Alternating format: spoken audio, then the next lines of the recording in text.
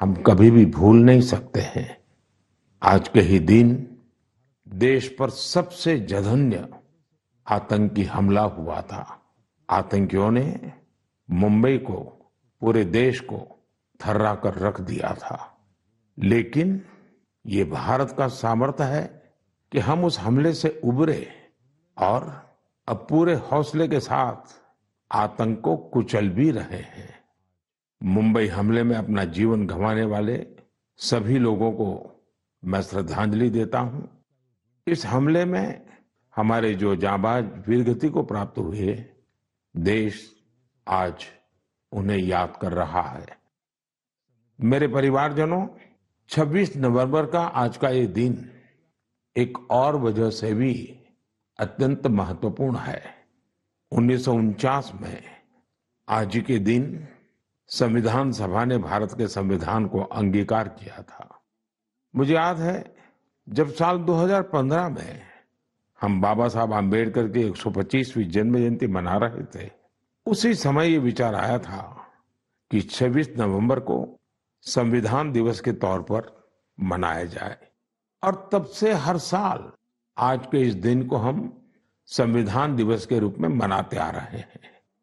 मैं सभी देशवासियों को संविधान दिवस की बहुत बहुत शुभकामनाएं देता हूं और हम सब मिल करके नागरिकों के कर्तव्य को प्राथमिकता देते हुए विकसित भारत के संकल्प को जरूर पूरा करेंगे।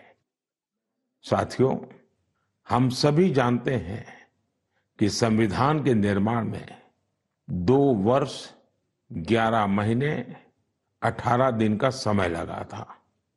श्री सच्चिदानंद सिन्हा जी संविधान सभा के सबसे बुजुर्ग सदस्य थे।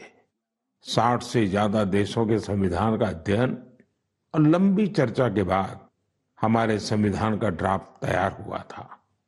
ड्राफ्ट तैयार होने के बाद उसे अंतिम रूप देने से पहले उसमें 2000 से अधिक संशोधन फिर किए गए थे।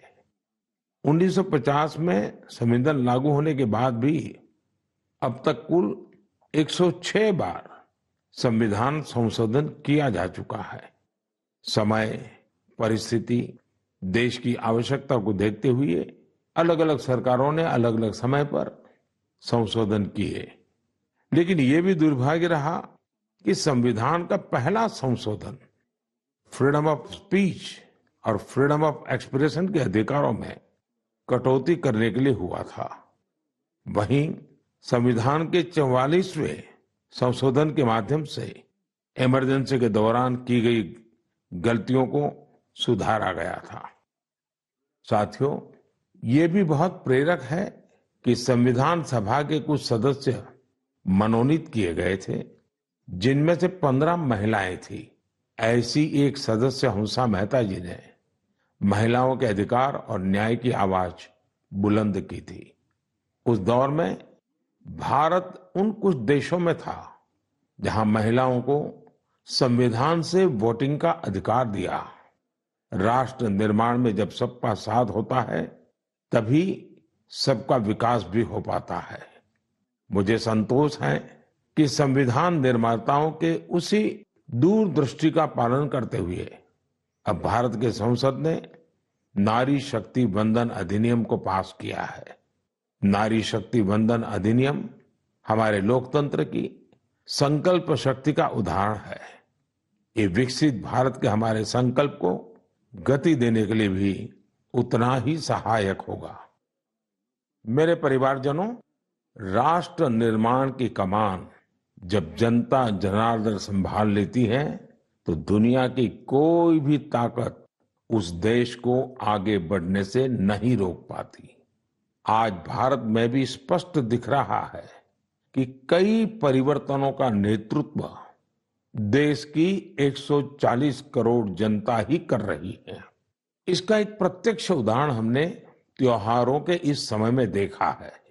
पिछले महीने मन की बात में मैंने वोकल फॉर लोकल यानी स्थानीय उत्पादों को खरीदने पर जोर दिया था। बीते कुछ दिनों के भीतर ही दिवाली, भैया दूज और छठ पर देश में 4 लाख करोड़ से ज्यादा का कारोबार हुआ है और इस दौरान भारत में बने उत्पादों को खरीदने का जबरदस्त उत्साह लोगों में देखा गया।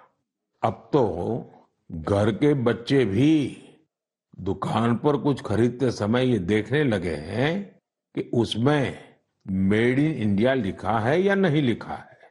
इतना ही नहीं, ऑनलाइन सामान खरीदते समय अब लोग कंट्री ऑफ ओरिजिन इसे भी देखना नहीं भूलते हैं। साथियों, जैसे स्वच्छ भारत अभियान की सफलता ही उसकी प्रेरणा बन रही है, वैसे ही वोकल फॉर लोकल की सफलता विकसित भारत, समृद्ध भारत के द्वार खोल रही है। वोकल फॉर लोकल का यह अभियान पूरे देश की अर्थव्यवस्था को मजबूती देता है। वोकल फॉर लोकल अभियान रोजगार की गारंटी है, ये विकास की गारंटी है, ये देश के संतुलित विकास की गारंटी है। इससे शहरी और ग्रामीण दोनों को समान अवसर मिलते हैं। इससे स्थानीय उत्पादों में वैल्यू एडिशन का भी मार्ग बनता है और अगर कभी वैश्विक अर्थव्यवस्था में उतार चढ़ाव आता है तो वोकल फॉर लोकल का मंत्र हमारी अर्थव्यवस्था को संरक्षित भी करता है। साथियों, भारतीय उत्पादों के प्रति ये भावना केवल त्योहारों तक सीमित नहीं रहनी चाहिए। अभी शादियों का मौसम भी शुरू हो चुका है। कुछ व्यापार संगठनों का अनुमान है कि शादियों के इस सीजन में करीब 5 लाख करोड़ रुपए का कारोबार हो सकता है। शादियों से जुड़ी खरीदारी में भी आप सभी भारत में बने उत्पादों को ही महत्व दें।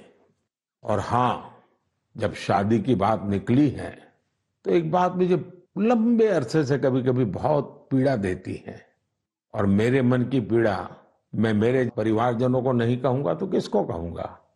आप सोचिए, इन दिनों ये जो कुछ परिवारों में विदेशों में जाकर के शादी करने का जो एक नया ही वातावरण बनता जा रहा है, क्या ये जरूरी है क्या?